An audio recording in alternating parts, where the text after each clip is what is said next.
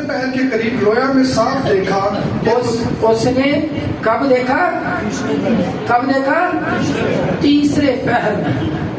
تھوڑا سا غور کرتے ہیں کہ یہ پہر کیا ہوتا ہے. پہر کیا ہوتا ہے؟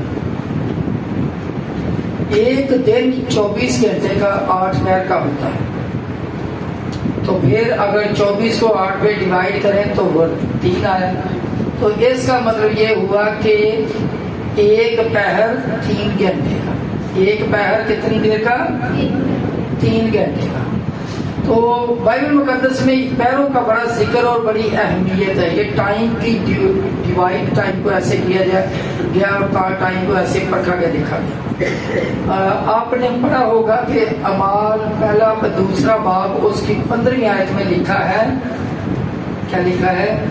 کہ جب روح القدس پہ نازل ہوا تو جب لوگ غیر زبان میں دعا کر رہے تھے، غیر زبان بول رہے تھے، تو وہاں پہ کسی نے بولا کہ یہ سب نشہ میں ہے. تو خدا کے بندہ نے کیا بولا کہ نشہ تو لوگ رات کو کرتے ہیں، ابھی تو پہر ہی دن چڑھا ہے. میں چاہتا ہوں پڑھ لیجیے اعمال پہلا دوسرا باب 15 جی 15 کہ جیسا تم سمجھتے ہو یہ نشہ میں نہیں، کیونکہ ابھی تو پہر ہی دن چڑھا ہے. ابھی تو پہر ہی دن چڑھا ہے. نشہ تو لوگ رات کو کرتے ہیں، تو ابھی تو پہر ہی دن چڑھا ہے. اس کا مطلب یہ ہوا کہ ٹائم کیا ہوا؟ 9 بجے. ٹائم کیا ہوا؟ 9 بجے. تو 9 بجے پہلا پہر اور 9 اور 3 12 بجے بولتے دوپہر ہوگی. یہ ہوگی دوپہر. تو آج پتہ چل گیا کہ دوپہر کیا ہوتی ہے؟ دوپہر. پہلا پہر 9 بجے، دوسرا پہر 12 بجے. دوپہر. پتہ چلا دوپہر کیا ہے؟ یعنی 2 پہر دن کو چڑھے ہوئے ہو گئے. بہت سارے چرچ 9 بجے کا ٹائم رکھنا پسند کرتے ہیں. مجھے بہت پسند ہے. کیوں؟ کیونکہ 9 بجے ہی روح القدس کا نزول ہوا دن کو. اور پھر خدا کے لوگ تیسرا پہر کب ہوگا؟ پھر 3 بجے. تیسرے پہر کو لوگ دعا کرتے ہیں. یہی تو داؤد بھی فرماتا ہے شام صبح دوپہر والے ویلے میں فریاد ہے. شام کو بھی، صبح کو بھی اور دوپہر. یہ جو دوپہر اور پھر ایک درمیان میں یہ 3 دفعہ تو داؤد نے بول دیا، اور چوتھی دفعہ کا یہ آ گیا تیسرا پہر. چوتھی دعا کب آ گئی؟ تیسرے پہر. بہت سارے لوگوں کو پوچھتے ہیں بھائی آپ کتنے دعا کرتے ہیں، آپ کی کتنی دعائیں ہیں، کتنی عبادتیں ہیں؟ تو کچھ لوگ بولتے ہیں بس صبح کر لیتے ہیں، کچھ بولتے ہیں صبح شام، کچھ بولتے ہیں نہیں صبح دوپہر شام. تو یہ تیسرے پہر کی کیوں آگے پیچھے کر دیتے ہیں؟ تیسرا پہر بھی ہے. جی پڑھیے گا. بلکہ 3 پہر. جی بلکہ یہ وہ بات ہے جو یوئیل نبی کی معرفت کہی گئی کہ خدا. شکریہ. اعمال 10واں باب 3 آیت. اس نے تیسرے پہر کے قریب رویا میں صاف صاف دیکھا کہ اس نے تیسرے پہر یہ دعا کر رہا تھا. کون؟ کورنیلیس تیسرے پہر دعا کر رہا تھا. یعنی کس ٹائم 3 بجے دعا کر رہا تھا. دیکھا کہ خدا کا فرشتہ میرے پاس آ کر کہتا ہے کورنیلیس. تیسرے پہر دعا کر رہا ہے اور کیا ہوا؟ خدا کا فرشتہ آ گیا. خدا چاہتا ہے کہ یہ بندہ ترقی کرے، اس سے آگے چلے. پہلے جو کچھ یہ کرتا رہا ایمانداری دکھاتا ہے. یہ ایماندار ہے، اپنے گھرانے سمیت خدا سے ڈرتا، خیرات کرتا اور ہر وقت دعا کرنے میں مشغول رہتا. 4 کام. ابھی جب سب کچھ خدا نے اس کو دیکھ لیا، اس کی ساری چیزیں مان لی، قبول کر لی، خداوند کے حضور مقبول ٹھہری، تو پھر کیا ہوا؟ خدا نے اپنے فرشتے کو نازل کیا. خدا کا شکر ادا کرتے ہیں، کروڑوں اربوں بار شکر ادا کرتے ہیں. جب ہم نہ چیز لوگ بھی دعا کرتے ہیں، یسوع تو خود آ، یسوع تیرے فرشتے آئے، یسوع اپنے فرشتوں کو نازل فرماتا ہے اور بدروں کی چیخیں نکل جاتی ہیں. پریز اللہ. خدا کا شکر ادا کرتے ہیں کہ وہ اپنے ناچیز نکموں کی دعاؤں کو سنتا، اور صرف سنتا ہی نہیں بلکہ اپنے فرشتوں کو بھی بھیج دیا کرتا ہے. جی اس نے اپنے فرشتوں کو بھیجا. اس نے اس کو غور سے دیکھا اور ڈر کر کہا خداوند کیا ہے؟ ڈر گیا. کون ڈرا؟ کورنیلیس دعا کر رہے ہیں، اچانک فرشتہ آ گیا، فرشتے کو دیکھ کر کیا ہو گیا؟ ڈر گیا. لیکن فرشتے نے اسے خوش ہو گئی. اس نے اس سے کہا تیری دعائیں اور تیری خیرات یادگاری کے لیے خدا کے حضور پہنچی. ہاں جی، تیری دعائیں خداوند کے حضور کیسے پہنچی؟ یادگاری کے لیے. کیسے پہنچی؟ یادگاری کے لیے پہنچی. یہ یادگاری بڑی عجیب سی بات آ گئی درمیان میں. یادگاری، یہ یادگاری وہ ہے جیسے ہم کسی کی سالگرہ ہو تو اس کو گفٹ دے دیتے ہیں کہ یہ یاد رہے، کسی کی شادی کی تقریب ہو تو گفٹ دیتے ہیں. جب وہ چیز استعمال کرتا ہے تو بتا یاد رکھتا ہے انسان کہ بھائی فلاں نے دی. یادگاری، کسی کی چیز کو یاد رکھنا. تو یہ خدا نے بھی بہت ساری چیزیں یادگاری کے لیے رکھی ہیں. وہ اپنے لوگوں کی چیزوں کو یادگاری کے لیے رکھ لیتا ہے. خاص طور پر خدا اپنے ایماندار لوگوں کی دعاؤں کو سونے کے پیالوں میں محفوظ کر لیتا ہے. یادگاری کے لیے رکھی. یادگاری کیا ہے؟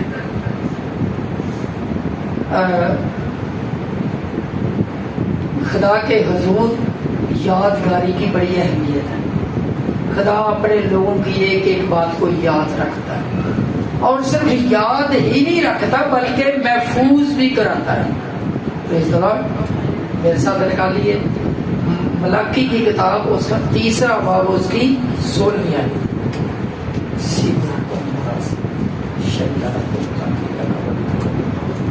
تب خدا ترسوں نے آپس میں گفتگو کی. خدا ترسوں نے آپس میں گفتگو کی اور خداوند نے متوجہ ہو کے سنا. یہ پڑھیے گا. تب خدا ترسوں نے آپس میں گفتگو کی اور خداوند نے متوجہ ہو کر سنا. خداوند نے کیسے سنا؟ متوجہ ہو کے سنا. ایسے نہیں سنا لاپرواہی، متوجہ ہو کے سنا. اور ان کے لیے جو خداوند سے ڈرتے اور اس کے نام کو یاد کرتے تھے اس کے حضور یادگار کا دفتر لکھا گیا.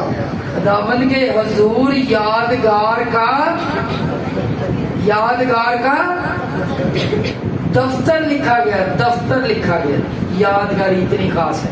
خدا اتنا اہمیت دیتا ہے اپنے ایماندار بندے کی بات کو کہ یادگاری کا دفتر لکھا گیا.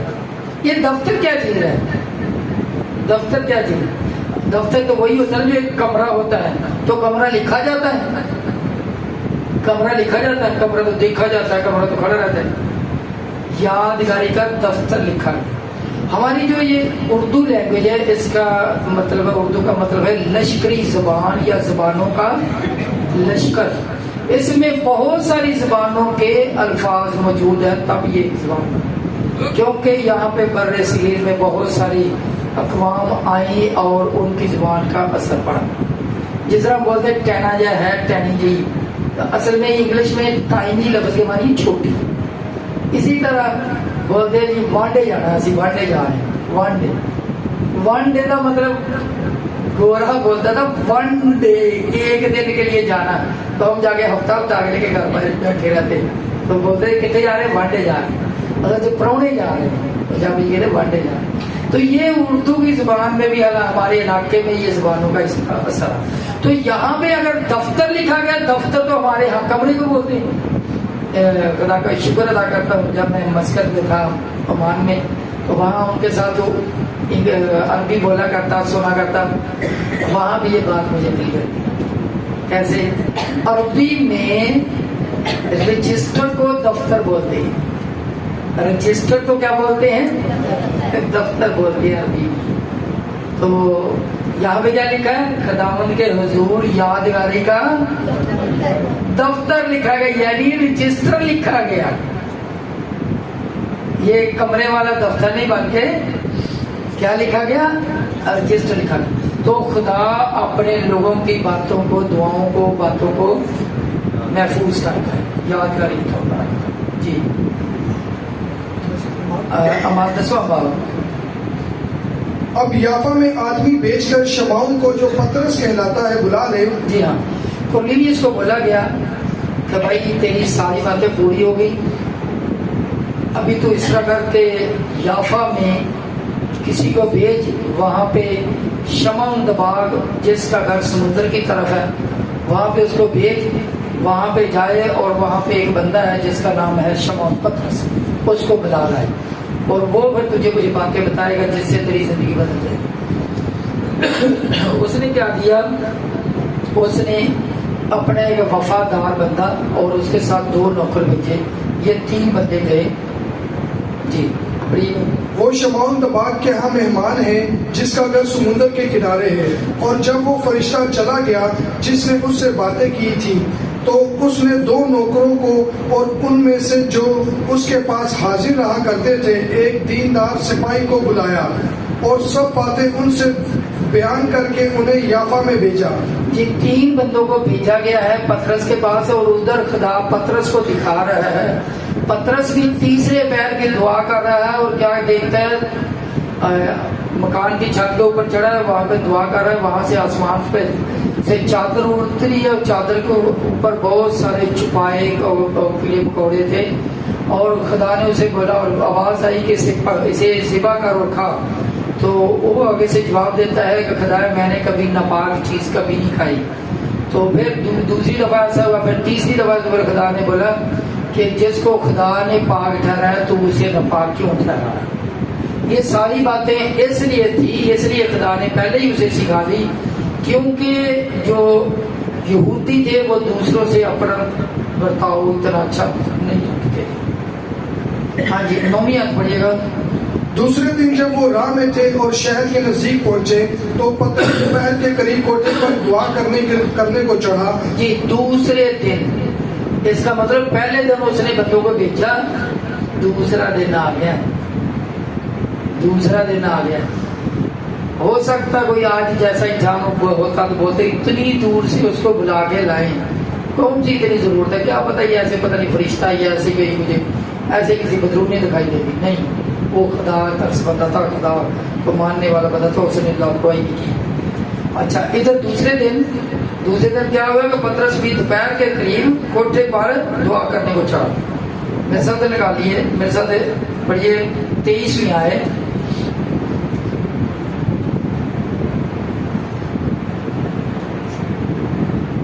بس اس نے انہیں اندر بلا کر ان کی مہمانی کی اور دوسرے دن وہ اٹھ کر ان کے ساتھ روانہ ہوا.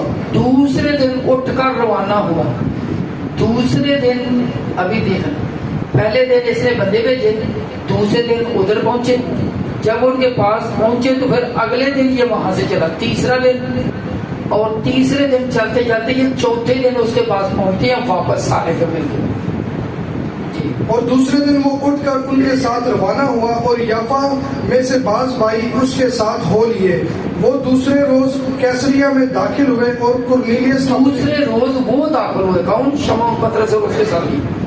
دوسرے روز وہ داخل ہوئے، اس کا مطلب 2 دن ان کو بھی لگ گیا نہیں.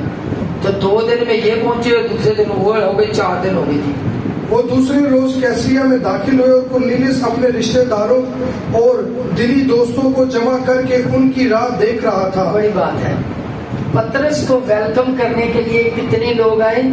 کرنیلیس اکیلا نہیں بلکہ اس کے دوست، دلی دوست، عزیزوں کارب، رشتہ دار سب ہے. جب پترس اندر آنے لگا تو ایسا ہوا کہ کرنیلیس نے اس کا استقبال کیا اور اس کے قدموں میں گر کر سجدہ کیا. لیکن پترس نے اسے اٹھا کر کہا کہ کھڑا ہو، میں بھی تو انسان ہوں.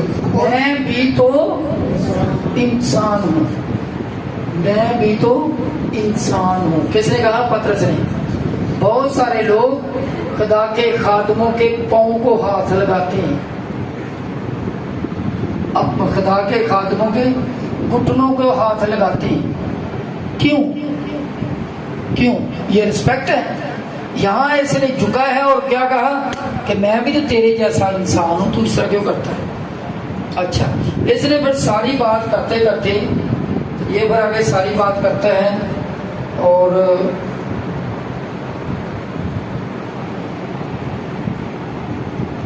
میرے ساتھ نکالیے 28ویں آئے 28ویں آئے پڑھیے. اور ان سے کہا تم تو جانتے ہو کہ یہودی کو غیر قوم والے سے محبت رکھنا یا اس کے ہاں جانا ناجائز ہے، مگر خدا نے مجھ پر ظاہر کیا کہ میں کسی آدمی کو نجس یا ناپاک نہ کہوں. جی 29 آیت. اس لیے جب میں بلایا گیا تو بے عذر چلا آیا. جی میں نے کوئی بہانہ نہیں کیا، چلا آیا. بس اب میں پوچھتا ہوں کہ مجھے کس بات کے لیے بلایا ہے؟ جی ہاں، پطرس سوال کرتا ہے قرنیلیس سے، مجھے بتائیں مجھے کس لیے بلایا گیا؟ قرنیلیس نے کہا اس وقت پورے 4 روز ہوئے ہیں کہ میں مجھے کتنے دن ہو گئے؟ 4 دن. 2 دن ان کو جانے میں اور 2 دن ان کو آنے میں. تو جب آ گئے تو پھر ابھی بات کرتے ہیں آج کتنے دن ہو گئے؟ پورے 4 دن ہو گئے. ہفتہ ہونے کو ہے یہ سارے کام کو. خدا کی بات کو اتنی اہمیت دی جاتی ہے. قرنیلیس نے کہا اس وقت پورے 4 روز ہوئے کہ میں اپنے گھر میں تیسرے پہر کی دعا کر رہا تھا اور کیا دیکھتا ہوں. بس شکریہ. آگے میں ساری بات زبانی سراتی بتا دی آپ کو. خدا نے اسے پہلے بتا دیا کہ بے شک یہودی دوسروں کے ساتھ اس طرح کا برتاؤ نہیں کرتے، لیکن تو کون ہے جو دوسرے کو ناپاک کرے؟ میں چاہتا ہوں کہ ابھی 44 آیت سے پڑھا جائے. پطرس یہ باتیں کہہ ہی رہا تھا کہ روح القدس ان پر نازل ہوا. پطرس یسوع کے بارے میں باتیں کر رہا تھا، باتیں کہہ ہی رہا تھا کہ کیا ہوا؟ روح القدس ان پر نازل ہوا. جو کلام سن رہے تھے اور پطرس کے ساتھ جتنے مختون ایماندار آئے تھے وہ سب حیران ہوئے کہ غیر قوموں پر بھی روح القدس کی بخشش جاری ہوئی. یہ جو وہاں پہ باقی جو پطرس کے ساتھی ساتھ آئے تھے وہ بڑے حیران ہوئے کہ غیر قوم والا، یہ بندہ تو یہ غیر قوم والا ہے، تو اس پر بھی خدا نے پاک روح کی بخشش جاری کر دی. کیونکہ انہوں نے طرح طرح کی زبانیں بولتے اور خدا کی تمجید کرتے سنا. طرح طرح کی زبانیں بولتے. اس کا مطلب یہ ہوا کہ پہلے یہ ایماندار تھا، صرف ایمانداری کی زندگی بسر کرتا تھا، لیکن خدا چاہتا تھا کہ یہ صرف یہاں تک ہی رک نہ جائے بلکہ یہ آگے ترقی کرے، یہ آگے بڑھے. تو کیا کرے؟ یہ نجات کی پہچان تک پہنچ جائے تاکہ اس کا نام بھی کتاب حیات میں لکھا جائے. جی پطرس نے جواب دیا کیا کوئی پانی سے روک سکتا ہے کہ یہ پطرس نے کیا کہا؟ کیا کوئی پانی سے روک سکتا ہے کہ یہ بپتسمہ نہ پائے؟ جی جنہوں نے ہماری طرح روح القدس پایا، جنہوں نے ہماری طرح روح القدس پایا. اور آگے حکم کیا ملا؟ اور اس نے حکم دیا کہ انہیں یسوع مسیح کے نام سے بپتسمہ دیا جائے. اور حکم یہ ملا کہ انہیں یسوع مسیح کے نام کا بپتسمہ دیا جائے. شکریہ جی. یہ صرف ایماندار بندہ تھا، ایمانداری کی زندگی بسر کر رہا تھا، لیکن خدا چاہتا ہے، یسوع چاہتا ہے کہ یہ صرف یہیں تک ہی محدود نہ رہے بلکہ کیا ہو، یہ اس سے بڑے اور نجات کی پہچان تک پہنچے. کیوں؟ اس لیے کہ خدا کنگال کو دورے میں سے اٹھاتا اور شہزادوں کے ساتھ بٹھا کے کھانا کھلاتا. میں چاہتا ہوں میرے ساتھ آج پڑھی جائے سیمول کی پہلی کتاب 2 باب 8.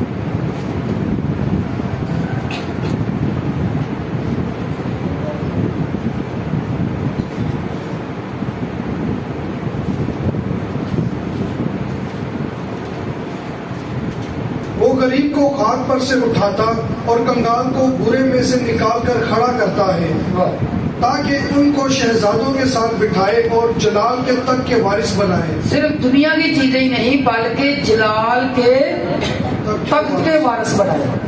خدا چاہتا ہے کہ ہم صرف دنیا ہی کی چیزیں نہ لیں بلکہ جلال کے تخت کے وارث بن جائے.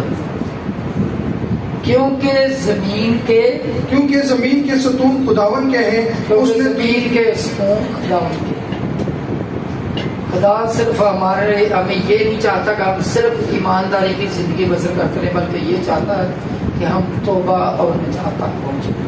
خدا مجھے سب کو بڑی برکت پہنچے. آئیے ہم سب اپنی آنکھوں کو بند کریں. سرئی برطول کل بری خبر کما کا مقابلۃ الذی اندین کا. آئیے اپنے آپ کو پرکھیں کہ میں کس جگہ پہ ہوں، کیا میں ایمانداری کی زندگی بسر کر رہا ہوں، کر رہی ہوں یا نہیں؟ کیا میں خدا کی نجات کی پہچان تک پہنچ چکا ہوں یا نہیں؟